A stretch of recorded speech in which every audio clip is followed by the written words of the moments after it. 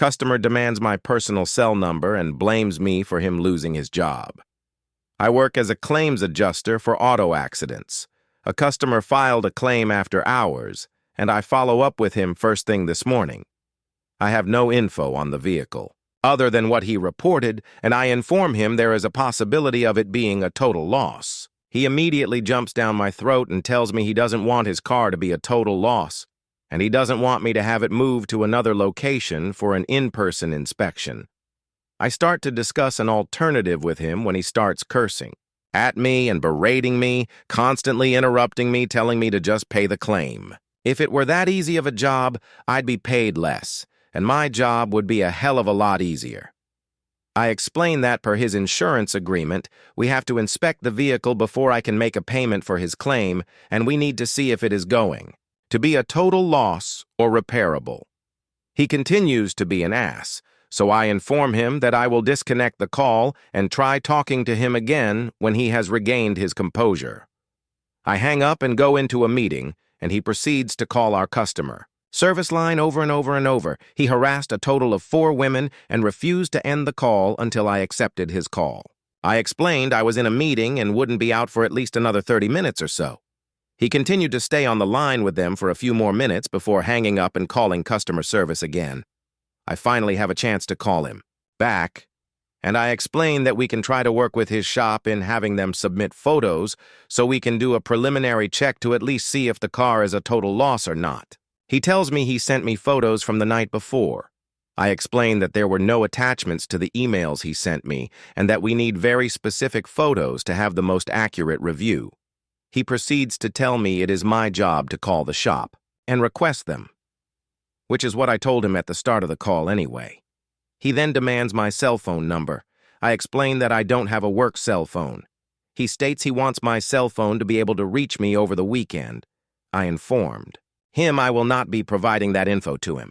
He demanded it a few more times before stating he wanted to talk with my supervisor. I stated she was already informed of the situation and would be reaching out to him when she is able to. I am not allowed to give out her contact info.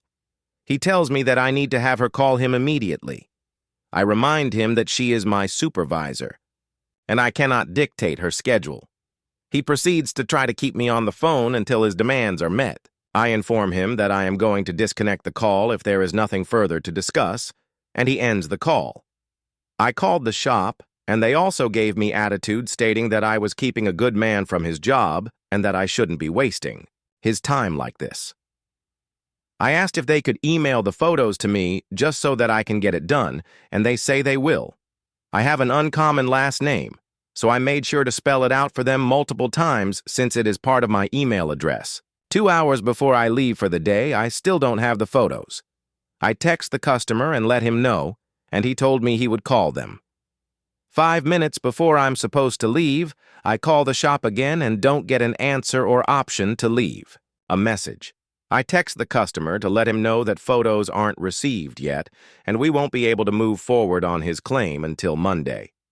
He starts blaming me for working in a different time zone, stating it isn't fair that I work 3 hours ahead of him. I explain that I don't work 3 hours ahead of him, I'm just 1 hour ahead, and the shop had all day to send me the photos needed. He now states that since he doesn't have a rental, didn't purchase the coverage, he is going to be fired on Monday, and it's all my fault.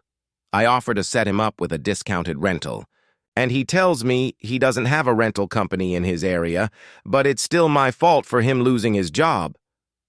Goodness gracious. I'm so sorry to hear that.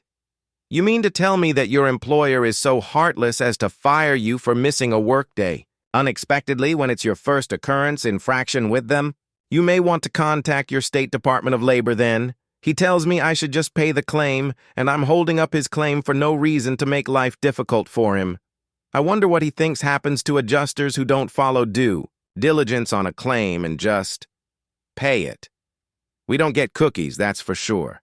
In fact, we face termination with our employer, fines with the state the claim was handled in, and possible jail time. Oh yeah.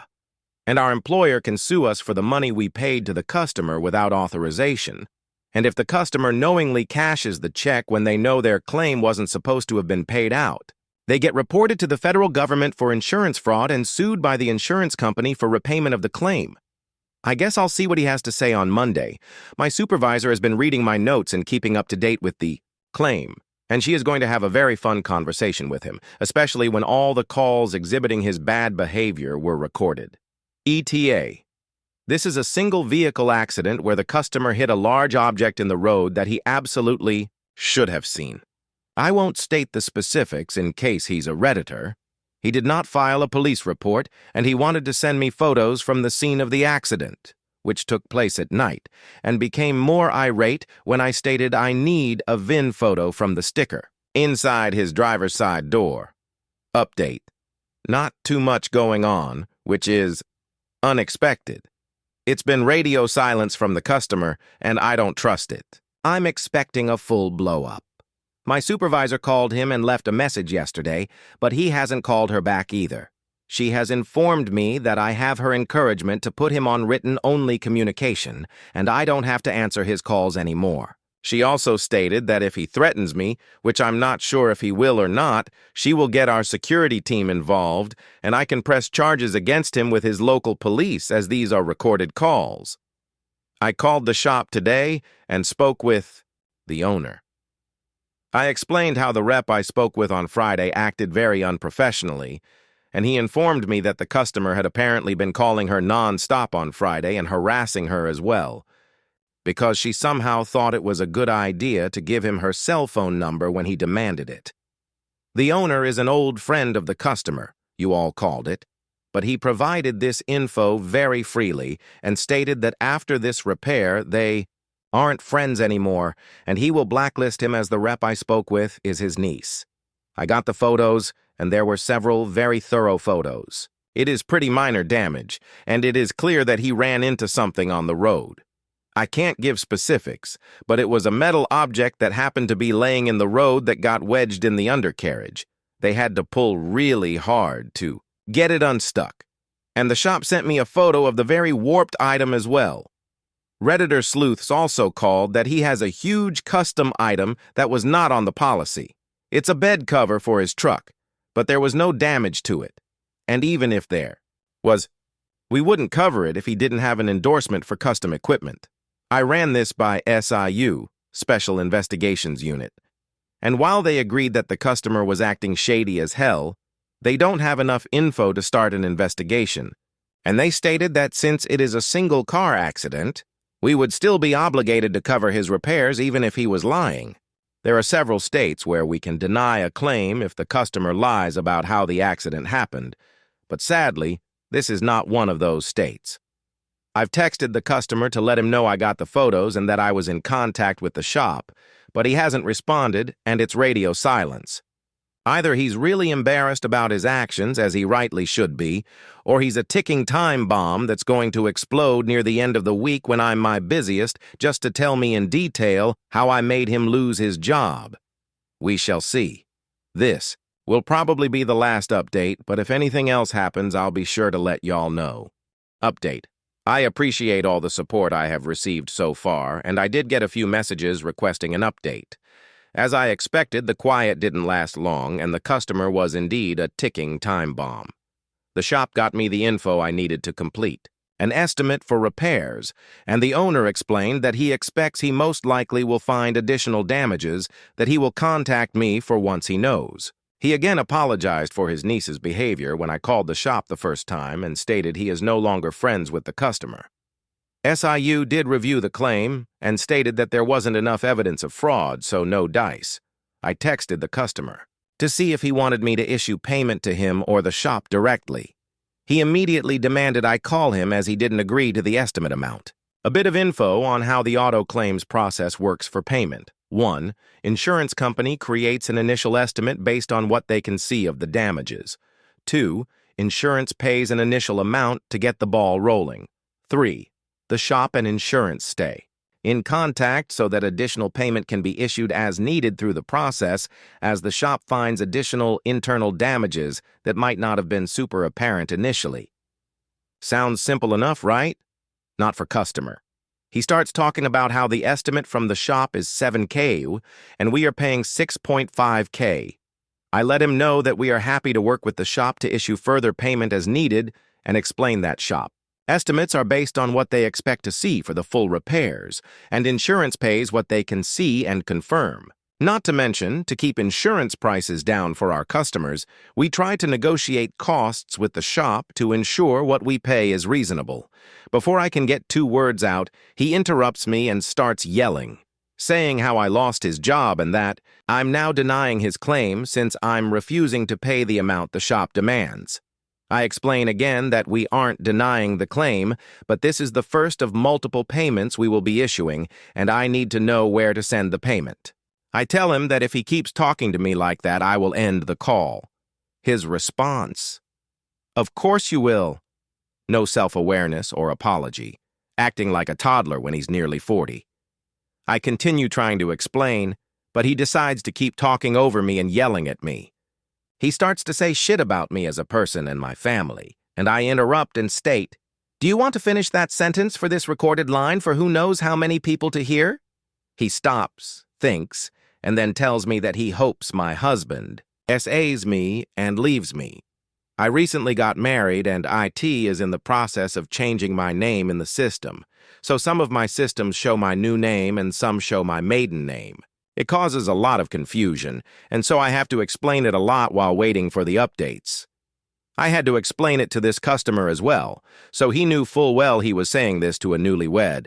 I'll admit, I kind of snapped a bit and left my tour guide Barbie voice behind real quick. I said, "Sir, during this entire claims process, your own attitude has gotten in the way of your repairs. The way you have acted to me, my co-workers, and the employees at the shop is absolutely deplorable, and you should be ashamed. You haven't said a kind word to me at all, and you've been a nightmare to work with. Now you say awful things about my personal life that I explained on Friday was absolutely none of your business when you demanded my cell phone number, and now you insult my husband whom you've never talked to and know nothing about. My husband is 10 times the man you will ever be while being nearly half your age, and he knows how to treat people with respect, even if he is in a stressful or difficult situation. I feel awful for your wife if this is the type of man she has to deal with at home. At least my husband doesn't have to force me to have sex with him, but it's telling that is where your mind went to. Maybe you should mind your own home before you stick your nose in someone else's." He threw a few more expletives at me, but I ended the call because I just don't get paid enough. He again called my customer service team and made the poor woman cry. I took the call again and explained to him that he was now on written communication with me.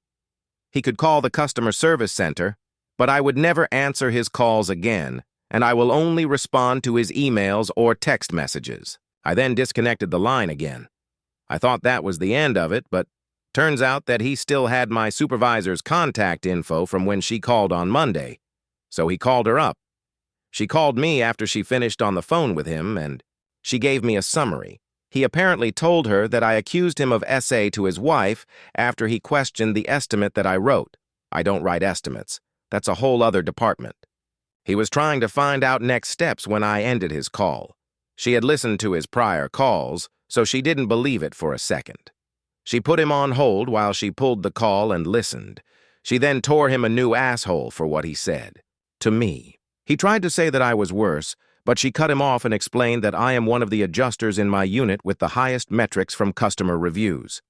I've had my fair share of angry customers, and it takes a lot to make me snap. But she stated that his conduct had pushed me to the point of snapping, which she has never seen. She proceeded to tell him that she is enforcing my written contact. Only rule with him as she had previously encouraged I do that with him anyway, and she stated that if she hears one more call where he is harassing an employee, she will talk with her supervisor to press charges for harassment. Unfortunately, we can't fire him as a customer because he still pays us money, and the executives don't care how we are treated as long as we get more money. I'm hoping this spurs him to cancel his policy and become someone else's problem. I asked if there would be any disciplinary action against me for the call.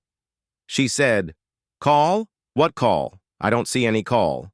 And I definitely wouldn't have been able to delete it if the call wasn't recorded." basically covering my ass if the customer tries to escalate above her to her supervisor or something. I sent a copy of the estimate to the shop and gave them instructions on how they could request more payment from us, and the customer texted to tell me to send payment to them as well. After our call, he called the shop, and apparently they had a massive fight because the customer then texted me and said, "Send payment to me." The shop just pissed me off big time, so I sent the payment to him, with his lien holder included, so he has to mail the check to them to endorse and cash before they send him a new check. And of course it won't be overnighted, but by standard USPS mail both ways. I got to close the claim, but I still don't think this is the last I'll be hearing from this guy. I'll provide more updates as they come, but thankfully I don't actually have to talk to him again. Thanks again for all the support on this.